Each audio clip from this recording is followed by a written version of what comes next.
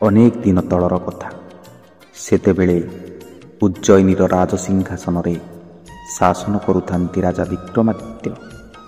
ତାଙ୍କ ରାଜଦରବାରରେ ଥାନ୍ତି ଜଣେ ପ୍ରସିଦ୍ଧ ମହାଜ୍ଞାନୀ ପଣ୍ଡିତ, ଯାହାଙ୍କର ନାମ ଥିଲା କାଳିଦାସ, ଯିଏକି ମାତା ସରସ୍ୱତୀଙ୍କର କୃପାରୁ ମହାମୂର୍ଖରୁ ମହାକବି ଓ ମହାପଣ୍ଡିତ ହେବାର ସୌଭାଗ୍ୟ ଲାଭ କରିଥିଲେ। ତାଙ୍କର ଗଭୀର ପାଣ୍ଡିତ୍ୟରେ ସମଗ୍ର ଦେଶରେ ତାଙ୍କର ପ୍ରଶଂସା ହେବାକୁ ଲାଗିଲା, ଯାହାଦ୍ୱାରା ତାଙ୍କ ମନରେ ଅହଙ୍କାର ଜନ୍ମ ନେଲା। ତେଣୁ ସେ ଚିନ୍ତା କରିବାକୁ ଲାଗିଲେ, ମୁଁ ତ ଏତେ ଜ୍ଞାନୀ, ମୋ ଭଳି ପାଣ୍ଡିତ୍ୟ କାହା ପାଖରେ ନାହିଁ। ମୋ ସମ୍ମୁଖରେ ସମସ୍ତ ବୁଦ୍ଧିଜୀବୀ ତୁଚ୍ଛ ଅଟନ୍ତି। ମୁଁ ହିଁ ବିଶ୍ୱର ସର୍ବଶ୍ରେଷ୍ଠ ପଣ୍ଡିତ। ଏହି ଅହଙ୍କାର ଦେଖି ମାତା ସରସ୍ୱତୀ ବହୁତ ଦୁଃଖିତ ହେଲେ ଏବଂ ସେ ଚିନ୍ତା କଲେ ଯେ ଯେଉଁ ବ୍ୟକ୍ତି ମୋର କୃପାରୁ ଜ୍ଞାନୀ ହୋଇଛି, ସେ ଏପରି ଅହଙ୍କାର କରୁଛି, ତେଣୁ ମୁଁ ତାକୁ ନିଶ୍ଚିତ ଭାବରେ ଉଚିତ ଶିକ୍ଷା ଦେବି। ଏକଦା କାଳିଦାସ କୌଣସି କାର୍ଯ୍ୟରେ ଏକ ଜଙ୍ଗଲ ମଧ୍ୟ ଦେଇ ଯାଉଥାନ୍ତି। ହଠାତ୍ ତାଙ୍କୁ ବହୁତ ଜୋରରେ ଶୋଷ ଲାଗିଲା। ତେଣୁ ସେ ପାଣି ପାଇଁ ଚାରିଆଡ଼େ ଖୋଜିବାକୁ ଲାଗିଲେ। ଶେଷରେ ସେ ଦେଖିଲେ ଏକ ଛୋଟ କୁଡ଼ିଆଟିଏ ନିକଟରେ ବୁଢ଼ୀ ଲୋକଟିଏ ବସିଛି। ତେଣୁ ସେ ତା ନିକଟକୁ ଗଲେ ଏବଂ କହିଲେ, ମା, ମୋତେ ପାଣି ଟୋପେ ପିଇବାକୁ ଦିଅ, ବହୁତ ଧର୍ମ ହେବ, ମୁଁ ବହୁତ ଶୋଷିଲା ଅଛି। ବୃଦ୍ଧା ଜଣକ କହିଲେ, ପୁଅ କିଏ ତୁ? ମୁଁ ତ ତୋତେ ଜାଣିନି, ତୋର ପରିଚୟ ଦେ। କାଳିଦାସ କହିଲେ, ମୁଁ ଏକ ପଥିକ, ଦୟାକରି ମୋତେ ପାଣି ଟୋପେ ପିଇବାକୁ ଦିଅ, ମୁଁ ବହୁତ ଶୋଷିଲା ଅଛି ମା। ବୃଦ୍ଧା ଜଣକ କହିଲେ, ତୁ ପଥିକ କେମିତି ହୋଇପାରିବୁ? ପଥିକ ତ କେବଳ ଦୁଇ ଜଣ ଅଟନ୍ତି, ଜଣେ ସୂର୍ଯ୍ୟ ଆଉ ଜଣେ ଚନ୍ଦ୍ର। ତାଙ୍କର ଗନ୍ତବ୍ୟ ପଥରେ ସବୁବେଳେ ଗତି କରୁଥାନ୍ତି। ତୁ ୟାଙ୍କ ଭିତରୁ କିଏ? କାଳିଦାସ କହିଲେ, ମୁଁ ଜଣେ ଅତିଥି ମାତା, ଦୟାକରି ମୋତେ ପାଣି ଟୋପେ ଦିଅନ୍ତୁ। ବୃଦ୍ଧା ଜଣକ କହିଲେ, ତୁ ଅତିଥି କେମିତି ହୋଇପାରିବୁ? ଏ ସଂସାରରେ ଦୁଇ ଜଣ ଅତିଥି ଅଟନ୍ତି, ଜଣେ ହେଉଛି ଧନ ଆଉ ଜଣେ ଯୌବନ। ତାଙ୍କୁ ଯିବାକୁ ସମୟ ଲାଗେନି। ତେଣୁ ସତ୍ୟ କରି କହ, ତୁ କିଏ?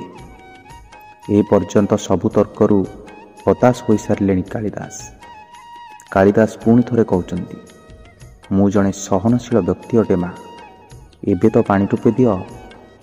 ବୃଦ୍ଧା କହୁଛନ୍ତି, ନା, ସହନଶୀଳ ତ ଦୁଇ ଜଣ ଅଟନ୍ତି। ଜଣେ ହେଉଛି ପୃଥିବୀ, ଯିଏକି ପାପୀ ଓ ପୁଣ୍ୟାତ୍ମାମାନଙ୍କର ବୋଝ ସହି ଆସିଛି। ତାର ଛାତି ଚିରି ବୀଜ ରୋପଣ କରି ସମାଜକୁ ଶସ୍ୟର ଭଣ୍ଡାର ଯୋଗାଇଛି। ଅନ୍ୟଟି ହେଉଛି ବୃକ୍ଷ, ଯାହାକୁ କି ପଥର ମାରିଲେ ବି ସେ ତାର ମିଠା ଫଳ ଦେଇଥାଏ। ତେଣୁ ତୁ ସତ କରି କହ, ତୁ କିଏ? କାଳିଦାସ ମୂର୍ଚ୍ଛିତ ଅବସ୍ଥାରେ ଆସିଗଲେଣି। ତଥାପି ସେ କହିଲେ, ମୁଁ ଜଣେ ଜିଦଖୋର ମାତା, ମୋତେ ପାଣି ଟୋପେ ଦିଅନ୍ତୁ। ବୃଦ୍ଧା କହିଲେ, ପୁଣି ଥରେ ତୁ ମିଥ୍ୟା କହୁଛୁ ପୁତ୍ର। ଜିଦଖୋର ତ ସଂସାରରେ ଦୁଇ ଜଣ। ପ୍ରଥମଟି ହେଉଛି ନଖ ଆଉ ଦ୍ୱିତୀୟଟି ହେଉଛି କେଶ। ଯେତେ କାଟିଲେ ବି ତାକୁ ବଢ଼ିବାରେ କେହି ରୋକିପାରନ୍ତି ନାହିଁ। ତେଣୁ ତୁ ସତ୍ୟ କରି କହ, ତୁ କିଏ? କାଳିଦାସ ସମ୍ପୂର୍ଣ୍ଣ ଭାବରେ ଅପମାନିତ ଥିଲେ ଏବଂ ପରାଜିତ ହୋଇସାରିଥିଲେ। କାଳିଦାସ କହିଲେ, ତାହେଲେ ମୁଁ ଜଣେ ମୂର୍ଖ ମାତା, ଏବେ ତ ମୋତେ ପାଣି ଟୋପେ ଦିଅନ୍ତୁ। ବୃଦ୍ଧା ଜଣକ କହିଲେ, ନା ନା, ତୁ ମୂର୍ଖ କିପରି ହୋଇପାରିବୁ? ମୂର୍ଖ ତ ସଂସାରରେ ଦୁଇ ଜଣ, ଜଣେ ରାଜା, ଯିଏ ବିନା ଯୋଗ୍ୟତାରେ ବି ସମସ୍ତଙ୍କ ଉପରେ ଶାସନ କରିଥାଏ, ଆଉ ଜଣେ ହେଉଛି ରାଜଦରବାରରେ ପଣ୍ଡିତ, ଯିଏକି ରାଜାଙ୍କୁ ଖୁସି କରିବାକୁ ଯାଇ ଭୁଲ କଥାକୁ ତର୍କ ମାଧ୍ୟମରେ ଠିକ୍ କଥାରେ ପରିଣତ କରିଥାଏ। କାଳିଦାସଙ୍କର ଅବସ୍ଥା ବହୁତ ଖରାପ ହୋଇସାରିଥିଲା। କିଛି ଆଉ କହିବା ଅବସ୍ଥାରେ ନଥିଲେ ସେ।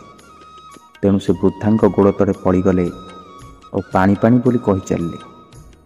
ହଠାତ୍ ଏହି ସମୟରେ ବୃଦ୍ଧା ଜଣକ କହିଲେ, ଉଠ ବତ୍ସ।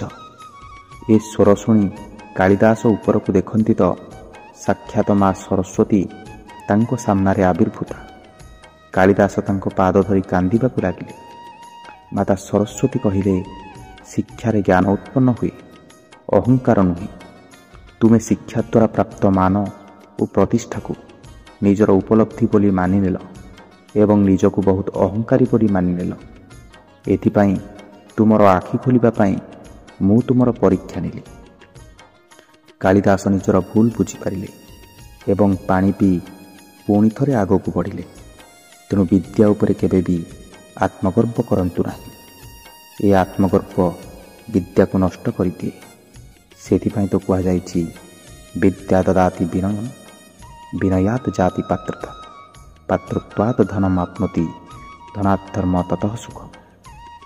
ଜୟ ଜଗନ୍ନାଥ।